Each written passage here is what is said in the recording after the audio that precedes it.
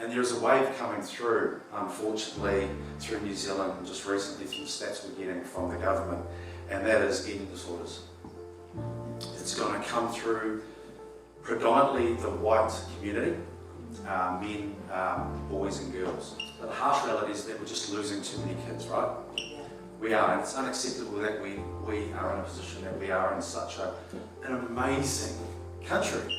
40% of our kids from the top of the North Island to Bluff that was studied, 40% of the kids when they leave school will meet a crisis point. And 80% of those kids will not come to us to talk to us about it.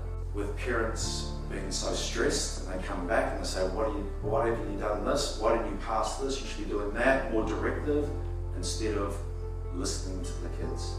Just all our kids want is more love. Ask yourself, what's on my mind right now?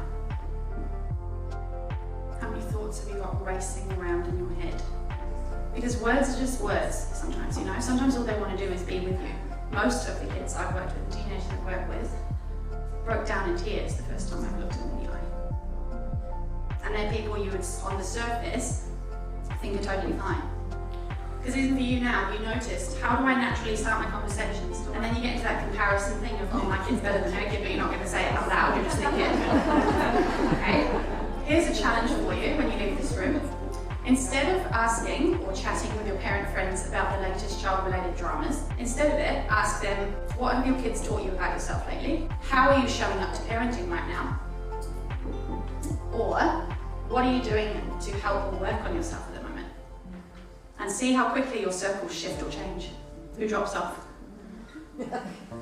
Probably everyone you know right now. I just never could find happiness. Like, I was with the counsellor and I said, will I ever be happy?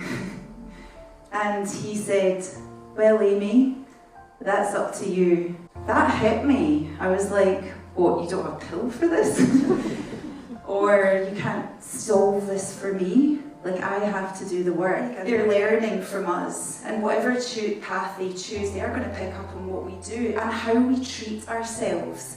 Now, more than ever, my needs have to be a priority. I wanted you to remember this moment, because when we go to talk, sometimes we hear it when we're here, but then we'll go away and we'll forget things. And I want you to remember that moment, because I want you to remember and associate what I'm saying tonight, because even if you leave with one message, that's going to be fine, that's going to be enough. We grow up observing our closest relationships and form belief systems according to those relationships. But when I was younger, in the beginning, I would try to console her, I would try to fix her, I would try to help her. But of course, nothing ever worked. That was her pattern.